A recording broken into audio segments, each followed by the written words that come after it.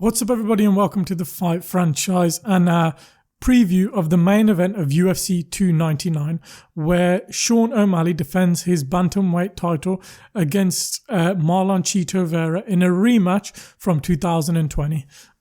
This is an interesting matchup and a stat card, and a card I think a lot of us can't wait for, where a lot of people are even quoting it as being better than UFC 300. This is an interesting matchup because of the history between these two guys and the outcome of the first fight, and also the career trajectory of both guys since they fought the first time. Let's kind of look into both guys' career and how we got here.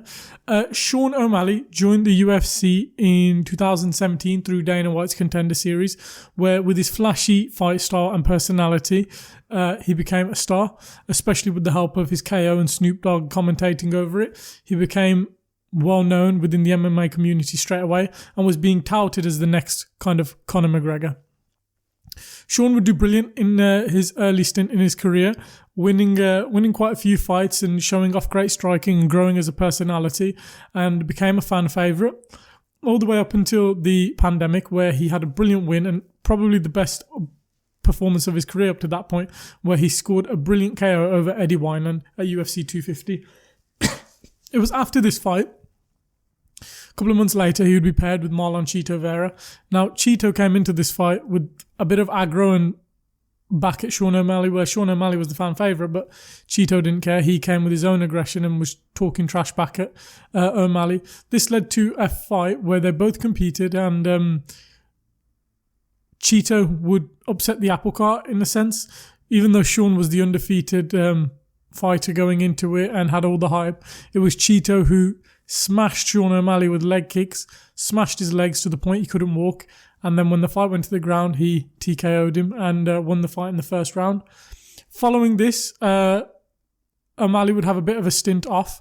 He would come back about 9 months later and then fight Thomas Almeida and then Chris Moutinho and then Julian Paiva. He would get 3 kind of TKOs and KOs in that run. This was kind of the UFC helping him build his star back up. I know a lot of people would like to say, like tomato cans and whatnot and cannon fodder and, trash fighters, but it was a good move by the UFC just to help build his star again and help him not get into any difficult matchups and have the easy matchups he needs to grow as a fighter and grow his star. Following the Julian Paiva matchup the year after, he would face Pedro Munoz, and the fight ended in a no contest due to an eye poke from Sean O'Malley. Then out of nowhere, he was around, I think, at this time, 10th, 11th in the rankings. Literally out of nowhere, it came out the blue. He was signed to fight Peter Yan in Abu Dhabi at UFC 280.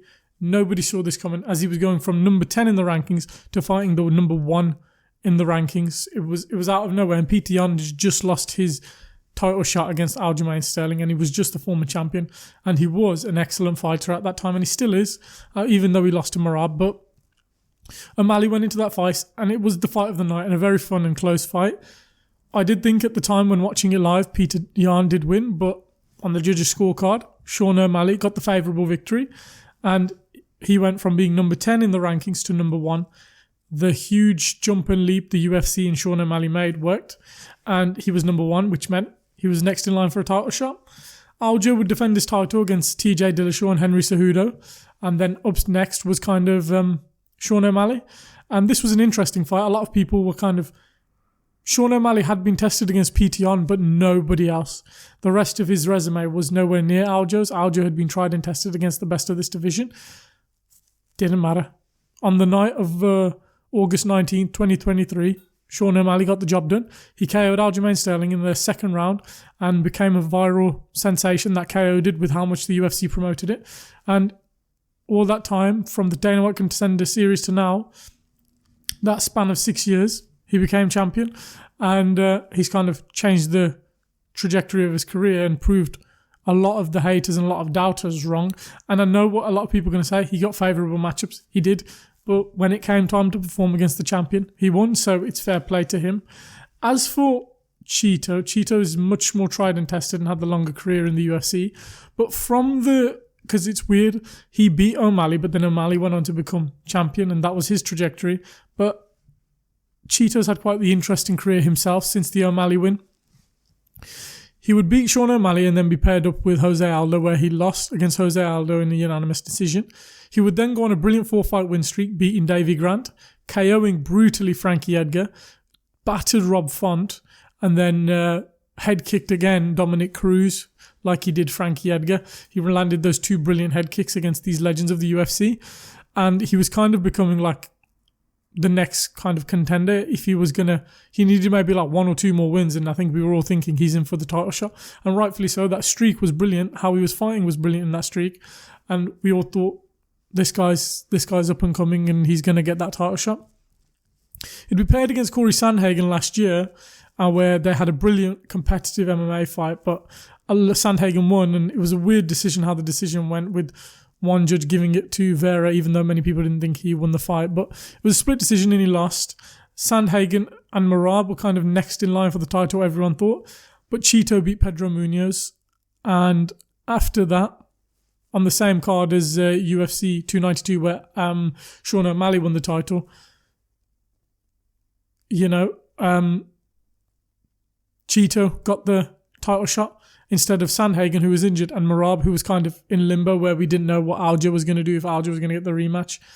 And now come UFC 299, they're fighting, which is an interesting fight. The tale of the tape reads as such.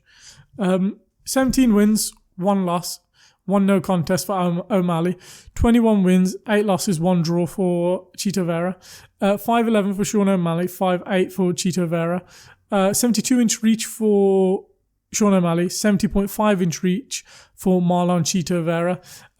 Even though Sean is quite the taller fighter, the reach is quite similar, and Marlon Vera shows that in his fights with his great striking. And leg reach pretty much identical, 40-inch reach, leg reach for Sean O'Malley, and 40.5-inch leg reach for Marlon Chito Vera. Interesting fight, very, very interesting fight, especially because of the first one. Sean O'Malley got his legs battered where he couldn't really stand on his feet, and then he got taken down to the ground and Marlon battered him on the ground and he got the TKO. Do I think the same thing will happen here? No. I think Sean O'Malley, back then, he was a much skinnier guy, a much younger guy, and didn't have time to build the muscle and the durability at the time. But since then, he's packed on the size, he's packed on the muscle, and he's much more durable. For some reason, I think this might be wrong. I swear he was vegan back then, but I might be wrong. But since then, he's not vegan, and he's kind of sorted out his diet and sorted out his training. And then that's why I think he wasn't as durable. But I think he'll be durable this time. But as we know, Sean O'Malley has that kind of one-hitter quitter where if he lands on your chin, he's accurate as hell and he's going to take you out. The problem with that, Cheeto's got a hell of a chin. I don't think he's ever been knocked out in his career. I don't even think he's been knocked out in the UFC. But he's got a hell of a chin and he's ready to go to war. The only gripe I have on Marlon Chito Vera, he's very methodical. Sometimes in championship fights, you need to just get ahead and you need to win rounds. Similar to how Sean Strickland was against Izzy, where he just bagged the rounds, and by the 5th round it was 3-1 and he won the decision, by the end of it 4-1. Marlon Chito Vera is a slow starter. He likes to, as many people say, download the data and find the rhythm so he can kind of land the counter punches and land the more damaging punches. Shown by a lot of his fights, he doesn't get outstruck. The other guys, Rob Font fight is a brilliant example. Rob Font was landing loads of volume, but it done nothing to Chito. But when Chito was landing back, it was like for every 5 or 6 punches Rob Font lands, Chito needed to land 1 to do the same damage. But that is a blessing and a curse in a sense, because you can let the fight go past you, because Sean O'Malley will be capable of winning a decision in this fight if he can keep at range and just stay elusive. And let's be real, the judges and the UFC want Sean O'Malley to win this fight. So if it goes to a decision, I wouldn't be favourable, unless Chito schools him and it's obvious. But that doesn't happen with Chito. He's very slow-paced and gets into the fight and just punches the perfect punch. Where I think against Sean O'Malley, just go for it and just be brutal and just hurt Sean O'Malley. You've done it before, where you hurt him so bad that he couldn't beat you and he couldn't continue. Do the same. Put that kind of sting on him. Put that hurt on him. And you can rip that belt off of O'Malley's shoulders. And Marlon Chito Vera is one guy who is definitely capable of that, especially if he fights with a bit of anger and venom. He doesn't like O'Malley. And then with all that's on the line, you can change your family's life, become a champion. It's kind of in a way, set in the stars for Chito Vera, I feel, with the confidence you've beaten before, with the kind of, I think power advantage. Obviously, Sean O'Malley has that one punch, but Marlon's got that kind of overall power where he can just do the damage overall in the fight, and I think that's very dangerous for Sean O'Malley. Sean is capable of, if he lands that one punch against Marlon, but I just think Marlon's got such a good chin and he's not going to be available. And if he is, he's going to take it, I feel. That's why I'm predicting Marlon Chito Vera to KO or TKO Sean O'Malley in the third, fourth round. I just think he's going to do the cumulative damage over the fight. And then eventually you're going to see Sean O'Malley wilt, and then Marlon Chito Vera will get the win. The other thing to consider, O'Malley's never been 5 rounds. Let's just see how many times. I know he's never been scheduled. Well, he's only against Alger, but against Sandhagen and Rob Font, Chito's been 5 rounds. We don't know how Sean O'Malley's cardio will hold up, going into the into the third round, into the fourth round, into the fifth round. Chito's shown his cardio still holds up and his power still holds up, so that's a huge advantage for him, which is why I'm predicting him to get the TKO and KO. If it goes to a decision, I'm going to be brutally honest, I think it will go O'Malley's way. I don't see O'Malley KOing Chito just because he's got such a good chin on him, and he's just got good striking, good whereabouts, and he'll be fine in that aspect. I think this is a very interesting and fun fight, and I think anyway, even if Sean did win, I think he's got a nightmare matchup in Merab coming up. So I think Chito wins this, and then we're going to see Chito Merab later in the summer maybe. But that's my prediction. I think Chito Vera gets the third or fourth round TKO. Leave your prediction in the comments. Do you think I'm brutally wrong like always? Do you think Sean O'Malley is going to prove me wrong and get the TKO?